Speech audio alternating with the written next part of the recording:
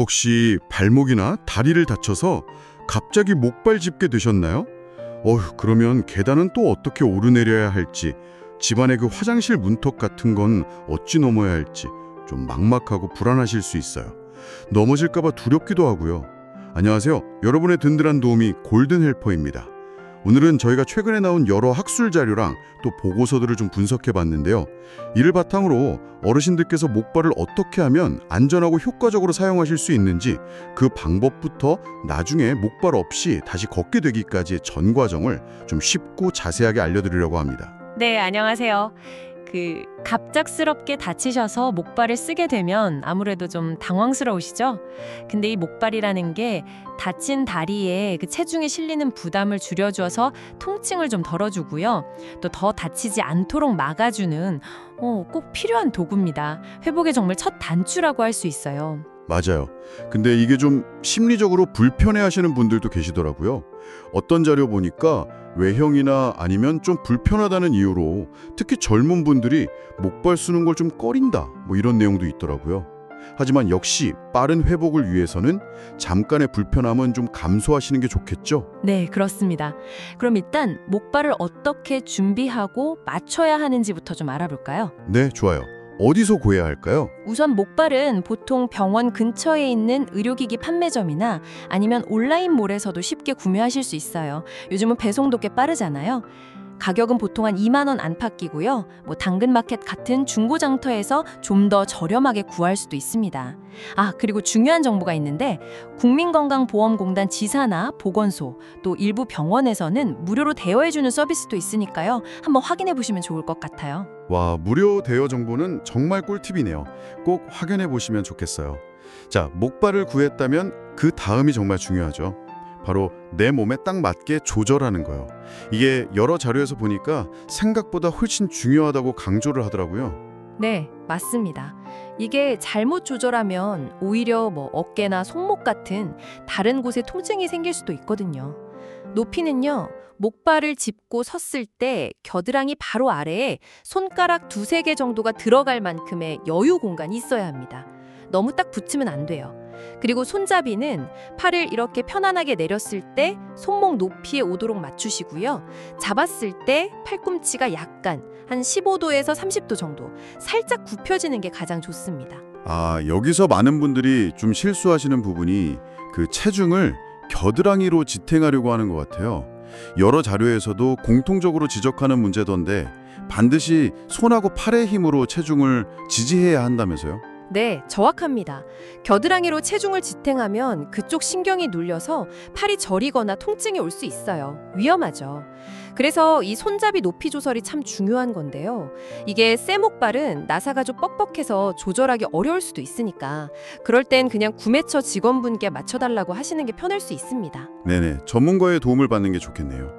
그리고 좀 더 안전하고 편하게 쓰시려면 바닥에 닿는 고무 패킹 있잖아요. 그걸 접지력이 더 좋은 찰고무라는 걸로 교체하시는 것도 좋아요. 한 6,000원 정도 하는데 덜 미끄러지거든요. 또 겨드랑이 통증이 좀 걱정되시면 그 부분에 두툼한 쿠션이나 아니면 커버형 패드를 덧댄 것도 방법입니다. 10,000원 정도 하고요. 그런 아이템들도 있군요. 자, 이제 목발을 제대로 맞췄으니까 걷는 법을 알아봐야겠죠. 가장 기본이 되는 방법이 3점 보행이라고 하던데요. 네, 맞아요. 3점 보행은 일단 양쪽 목발을 먼저 앞으로 한 걸음 정도 내딛고요. 그 다음 다친 다리는 땅에 닿지 않게 살짝 든 상태에서 건강한 다리로 목발이 나간 지점까지 앞으로 나아가는 방식입니다. 이때 주의할 점은 다친 다리를 너무 뒤로 꺾어서 들지는 마시고요. 자연스럽게 드는 게 좋습니다. 그럼 혹시 회복이 좀 돼서 목발을 한쪽만 써도 된다, 이런 경우도 있잖아요. 그럴 땐 어느 쪽에 짚어야 하나요? 이게 좀 헷갈리더라고요. 이거 정말 많이들 헷갈려 하시는데 목발은 다치지 않은 쪽, 그러니까 건강한 쪽에 짚어야 합니다. 그래요? 다친 쪽이 아니라요? 네. 그래야 몸의 균형을 잡기가 더 쉽고 다친 다리로 가는 체중 부담을 효과적으로 줄일 수 있다는 게 여러 연구 결과에서 나와 있어요. 걸을 때는 목발하고 다친 다리를 동시에 같이 앞으로 내딛고 그 다음에 이어서 건강한 다리로 옮기시면 됩니다. 그렇군요. 다치지 않은 쪽에 짚는 거 꼭 기억해야겠네요. 그리고 신발도 중요하겠죠. 아무래도 미끄럽지 않은 거 신어야. 네, 맞아요. 발에 잘 맞고 바닥이 미끄럽지 않은 운동화 같은 신발이 제일 안전하죠. 특히 비 오는 날이나 욕실 바닥처럼 물기가 있는 곳은 정말 조심하셔야 하고요. 아, 정말 조심해야죠. 그리고 실생활에서 제일 힘든 게 아마 계단 오르내리는 거랑 화장실 문턱 넘는 거 아닐까 싶어요. 자료들 보니까 여기서 넘어지는 사고가 꽤 많다고 하더라고요. 네, 맞습니다. 그래서 계단은 가능하면 엘리베이터를 이용하시는 게 최선이고요. 만약 부득이하게 계단을 이용해야 한다면 오를 때는 기억하세요. 건강한 다리부터 한 칸 위로 올리고 그 다음에 목발과 다친 다리를 같은 칸으로 올리는 겁니다. 어브이트 굿, 즉 올라날 땐 좋은 굿 다리부터라고 외우시면 쉬워요. 난간이 있다면 꼭 잡으시고요. 아, up with the good. 올라갈 땐 건강한 다리 먼저. 그럼 내려갈 때는 반대겠네요. 네, 맞습니다. 내려갈 때는 목발과 다친 다리를 먼저 아래 칸으로 내리고 그 다음에 건강한 다리를 내리면 됩니다. Down with the bad. 내려갈 땐 나쁜, 즉 아픈 다리부터인 거죠. 이것도 역시 난간 꼭 잡으시고요. 한 칸 한 칸 아주 천천히 조심해서 내려가셔야 합니다. 정말 조심해야 해요. 네. 그럼 집안 화장실은요? 그 문턱 넘기도 힘들고 변기 옆에 마땅히 잡을 데가 없는 경우도 많잖아요. 아, 맞아요. 집안 환경이 좀 불편할 수 있죠. 그럴 때는 문턱 앞에 좀 낮은 의자 같은 걸 두고 일단 거기에 앉아서 다리를 한쪽씩 넘기는 방법이 있고요. 아니면 변기 양옆에 이렇게 끼워서 설치하는 임시 안전손잡이 같은 것도 있거든요. 그런 걸 활용하시는 것도 실제 사용자분들이 추천하는 좋은 방법들입니다. 오, 그런 방법들이 있군요. 자, 이렇게 조심조심 목발을 사용하다가 이제 회복이 되면 목발을 떼야 하잖아요. 이 재활 과정은 어떻게 진행되나요? 네, 이제 목발 졸업을 위한 재활 과정인데요. 이 재활의 핵심 목표는 크게 두 가지입니다. 하나는 오랫동안 쉬었던 발바닥이 다시 체중을 견디는 능력을 회복하는 거고요. 발바닥 지방 조직이 다시 적응하고 신경도 좀 둔감해져야 하거든요.